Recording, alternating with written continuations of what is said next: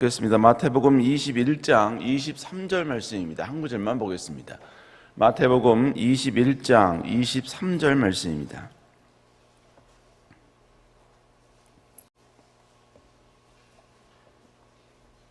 마태복음 21장 23절 말씀입니다. 다 같이 하나님 말씀 받겠습니다. 시작. 예수께서 성전에 들어가 가르치실새 대제사장들과 백성의 장로들이 나와 이르되 내가 무슨 권위로 이런 일을 하느냐? 또 누가 이 권위를 주었느냐? 아멘. 오늘 마태복음 21장 23절의 말씀을 가지고 말씀이 중요합니다 라는 제목으로 함께 말씀을 나누겠습니다. 이번 주간은 고난주간이죠. 주님께서 십자가에 달리시기 위해서 예수님께서는 예루살렘에 입성을 하십니다. 그때 수많은 인파들이 예수님을 종려나무 가지를 들고 환영을 합니다. 흔들면서 환영을 하죠. 그래서 주님께서 예루살렘에 입성한 그 날이 바로 주일입니다. 그래서 흔들었던 종려나무를 저희들이 다시 한번 이렇게 도입을 해서 예수님께서 첫 예루살렘에 입성한 그 날을 바로 종려주일로 우리가 지키게 되는 것입니다. 그리고 그 종려주일을 시작으로 일주일간의 예수님의 고난과 환난의 순환의 시간이 진행이 되지요.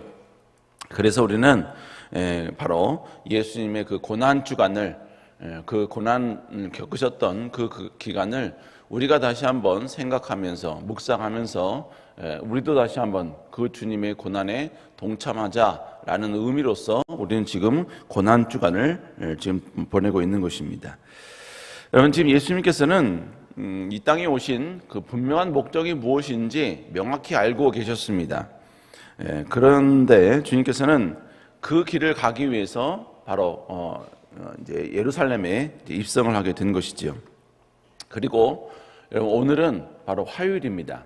그럼 우리가 다시 한번 주님께서는 가나안 땅 예루살렘에 입성한 이후에 화요일에 과연 어떤 일을 하셨는가? 얼마 남지 않은 그 기간인데도 불구하고 화요일에는 어떤 일을 하셨는가? 우리 한번 살펴보기를 원합니다.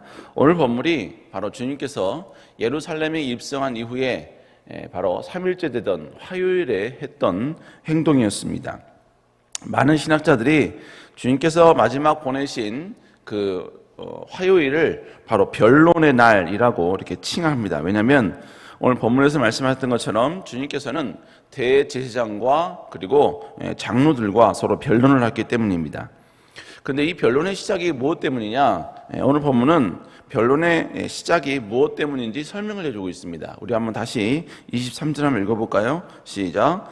예수께서 성전에 들어가 가르치실새 대제사장들과 백성의 장로들이 나와 이르되 내가 무슨 권위로 또 누가 이 권위를 지금 예수님께서 하신 일이 뭐냐면요, 오늘 본문에 보니까 예수님께서 성전에 들어가셔서 가르칠세라고 말씀하고 있습니다. 지금 예수님께서는 화요일에 성전에 들어가셔서 하나님의 말씀을 백성들에게 지금 가르치고 있는 것입니다. 그렇게 가르치고 있을 때 바로 이 대제사장과 또 백성의 장로들이 와서 예수님께 시비를 거는 겁니다. 그 시비의 내용이 뭐냐면 네가 무슨 권위로 무슨 권세로 이렇게 말씀을 가르치느냐, 이렇게 되는 것이죠. 그러니까 지금 이 변론이 시작된 이유, 예수님께서 또다시 한번 계속해서 그 이후에 변론이 시작되거든요. 그 변론이 시작된 그 시작점이 뭐냐면 바로 예수님께서 말씀을 가르치셨기 때문에 그 변론이 시작이 된 것입니다. 여러분들, 주님께서는 지금 당신이 예루살렘에 입성한 이유가 무엇인지 명확히 알고 계십니다. 그리고 예수님께서 그 이유를, 그 모든 목적을 달성하는데 그 기간이 얼마 남지 않았다. 즉 예수님께서 지금 생존에 계시는 기간이 얼마 남지 않았다는 것도 분명히 알고 계셨습니다. 더 구체적으로 말하면 주님은 이제 곧 금요일이니까 금요일 날 이제 십자가에 못 박혀 죽으시거든요. 그러니까 지금 오늘 본문이 화요일이니까 이제 얼마 남지 않은 것입니다. 3일 정도밖에 시간이 없어요. 그렇다면 예수님의 입장에서는요, 얼마 남지 않은 이 기간 동안에 정말로 귀하고 가치 있게 그 시간 아니 1분 1초를 여러분 그렇게 가치 있게 보내야 하는 것입니다. 여러분, 이것은 당연한 거 아니겠습니까? 근데 오늘 본문에 보니까 주님께서 화요일날 하셨던 일이 뭐라고 말씀하고 있어요? 바로 말씀을 가르치셨다라고 말씀하고 있습니다. 얼마 남지 않은 이 상황에서 주님께서 하신 일이 뭐냐면 바로 말씀을 전하는 일이었다는 것이죠. 이걸 다른 말로 이야기하면 어떻게 이야기하느냐? 어떻게 우리가 이해할 수 있느냐? 바로 주님의 입장에서 말씀을 가르치는 것보다 더 중요한 일이 없기 때문에, 더 가치 있는 일이 없기 때문에 주님께서는 얼마 남지 않은 이 시간 동안에, 이 기간에 말씀을 가르치고 있다는 것입니다. 여러분, 그렇다면 이 시대를 살고 있는 우리들에게 있어서 무엇보다 우리가 더욱더 의미 있고 가치 있게 생각해야 할 것이 무엇이냐? 바로 하나님의 말씀이라는 것입니다. 주님께서는 얼마 남지 않은 그 기간 동안에 해야 할 일 너무나 많겠지요. 그럼에도 불구하고 주님께서는 말씀을 가르치셨다라는 것은 주님의 입장에서 백성들에게 말씀을 가르치고, 그리고 또 백성들이 말씀을 아는 것만큼 중요한 것은 없다라는 의식이 있었기 때문에 주님께서는 우리에게 말씀을 전해주고 있는 것입니다. 사랑하는 여러분, 그러므로 우리는 하나님의 말씀을 그 무엇보다 더 깊이 알고, 그리고 더 많이 알아야 될 줄로 믿습니다. 말씀을 아는 것이 세상의 부귀를 얻는 것보다 우리는 더 간절해야 합니다. 하나님의 말씀을 읽는 것이 세상의 명예와 권력을 갖는 것보다 우리에게 있어서 더 즐겁게 느껴야 할 대상이 되는 것입니다. 근데 우리 그리스도인들이 주의할 점 중에 하나가 뭐냐면요, 말씀을 읽고 말씀을 묵상하고 말씀을 배우기보다 먼저 기도를 먼저 배웠다는 것입니다. 그래서 무조건적으로 기도의 응답만을 강조하고 거기에만 집중을 합니다. 여러분, 기도하는 거 나쁜 것이 아니죠. 왜냐하면 주님께서 기도하라고 말씀하셨기 때문입니다. 하지만 성경에서 말씀하시는 기도에 대한 충분한 지식이 없다 보니까 내 생각으로 형상화된 기도에만 집중하게 되는 것이지요. 그래서 기도 응답의 여부에 따라서 하나님의 전능성을 판단하기도 합니다. 기도 응답의 정도에 따라서 하나님의 선하심과 인자하심을 우리가 때로는 결정하는 오류를 범하기도 하는 것이지요. 심지어는 기도 응답의 분량에 따라서 하나님이 나를 사랑하시는 그 사랑의 정도를 우리가 예측하기도 한다는 것입니다. 또 하나 우리 중에 우리가 하는 실수가 하나 뭐냐면요, 우리가 교회 봉사의 정도, 아니면 봉사의 정도와 말씀을 아는 것과 우리는 비례한다라고 생각하는 것입니다. 교회의 직분과 말씀에 대한 지식은 비례하는 것이다 라고 우리는 그렇게 생각하는 것이지요. 그래서 교회를 다니는 연수가 많으면 많을수록 나는 하나님의 말씀을 누구보다 많이 알고 있고 누구보다 더욱더 풍성하게 알고 있다, 우리는 이렇게 때로는 생각한다는 것입니다. 물론 비례할 수 있습니다. 왜냐하면 오랜 신앙생활을 하고 더 많은 충성을 하다 보면 더 많은 말씀에 노출되기 때문에 우리는 충분히 다른 사람보다 말씀을 많이 들을 수 있는 기회가 있기 때문에 그런 것이지요. 그러나 그것은 절대적이진 않다는 것입니다. 여러분, 우리는 말씀 앞에서 언제나 말씀에 대한 갈급함이 우리 안에 있어야 될 줄로 믿습니다. 말씀을 더 알기를 소망해야 되고, 말씀 앞에서 나는 아직도 어린아이라는 생각을 가지고 있어야 되고, 말씀을 더욱더 여러분 배우고 말씀을 묵상하고 말씀을 읽는 일에 우리는 그 어떤 것보다도 더 많은 관심과 애정과 그리고 시간을 투자해야만 한다는 것입니다. 욥기서 11장 7절 9절에 보니까요, 이런 말씀이 있습니다. 내가 하나님의 오묘함을 어찌 능히 측량하며 전능자를 어찌 능히 완전히 알겠느냐. 하늘보다 높으시니 내가 무엇을 하겠으며 수월보다 깊으니 내가 무엇을 알겠느냐. 그의 크심은 땅보다 길고 바다보다 넓으니라. 하나님의 오묘하심은 측량할 수가 없다는 거예요. 하나님을 아는 것, 전능자, 우리가 안다 하지만 그것은 우리가 충분히 아는 것이 아니라는 거예요. 능히 완전히 알겠느냐, 이런 질문하고 있지 않습니까? 뿐만 아니라 하늘보다 더 높으시고 또 여러분 수월보다 깊으신 분이 하나님이라는 거예요. 여러분, 그러므로 우리는 하나님에 대해서 알고 있지만 내가 알고 있는 하나님이 하나님에 대해 전부 알고 있는 것이 아니라 아주 극히 일부를 알고 있다는 겸손한 마음을 우리는 갖고 있어야 되는 거예요. 우린 그럴 때 하나님의 말씀을 알고 하나님의 말씀을 묵상하고 하나님의 말씀에 가까이 가려는 우리의 모든 행동에 다시 한번 열정을 쏟아부을 수 있다는 것입니다.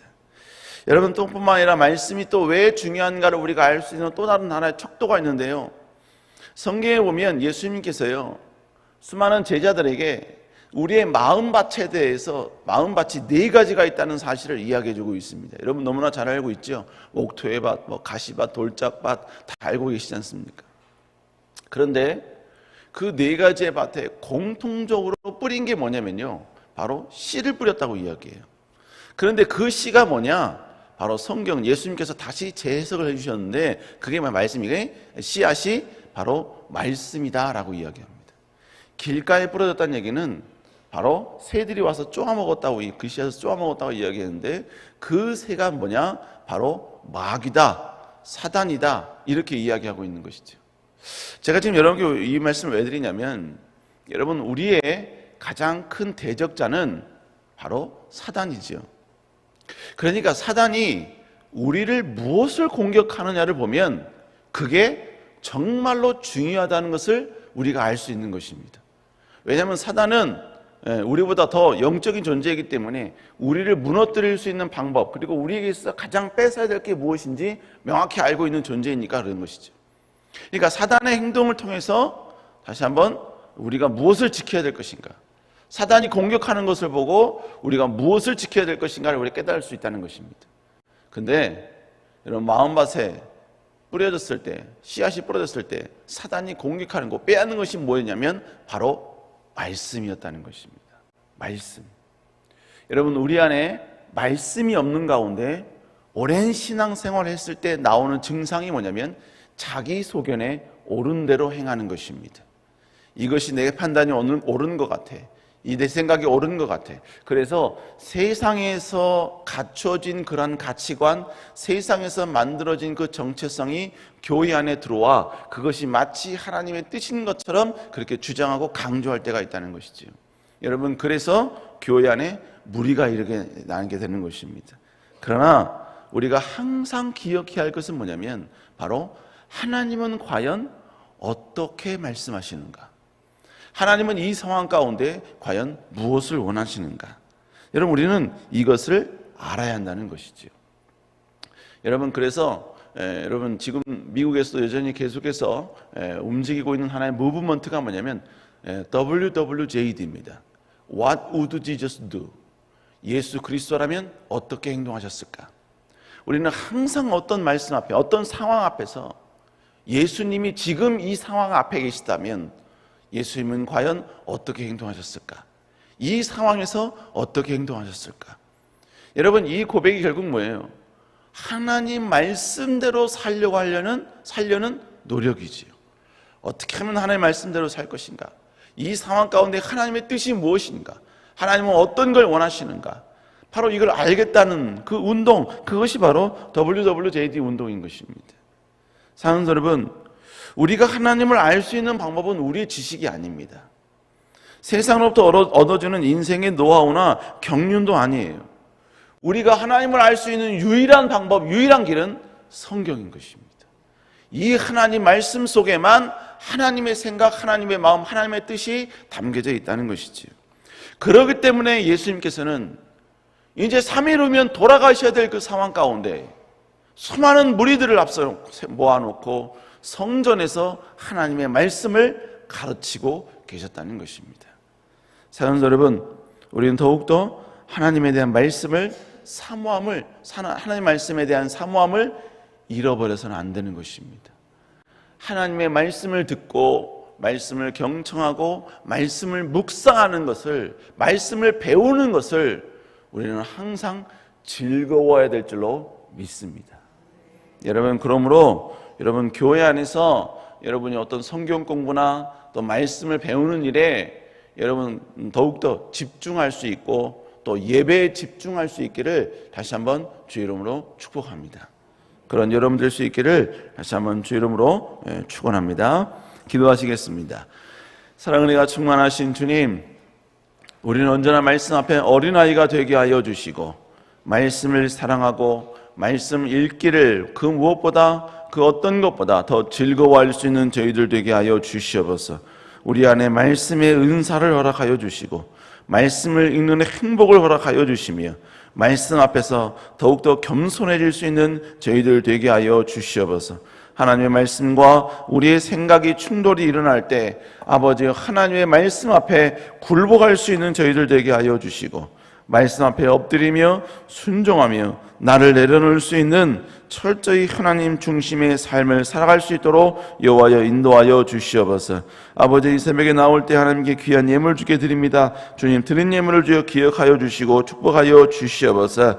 아버지 더욱더 많은 기도 제목에 감사하며 또 아버지여 또 대신방은 감사하고 또 배우자를 위하여 간절히 기도하며 더욱더 여호와여 아버지와 더욱더 자녀의 문제를 위하여 간절히 기도하고 삶 가운데 여러 가지 많은 문제를 놓고 기도합니다. 주님 역사하여 주시고 하나님의 놀라운 축복과 은혜와 은총의 역사가 있게 하여 주시옵소서. 특별히 귀한 담임 목사님 붙잡아 주시고 지치지 않도록 건비치 않도록 여호와여 함께 하여 주시며 여호와의 권능과 권세가 함께 할 수 있도록 여호와여 은혜 부어 주시옵소서. 하나님 고난 주간 더욱더 아버지 주님을 고난을 묵상하며 주님과 함께 더욱더 아버지 동행하는 아버지 남은 일주일 될 수 있도록 여호와여 인도하여 주시옵소서. 함께 할 줄 믿사옵고 살아계신 예수님 이름으로 간절히 기도드렸사옵나이다. 아멘.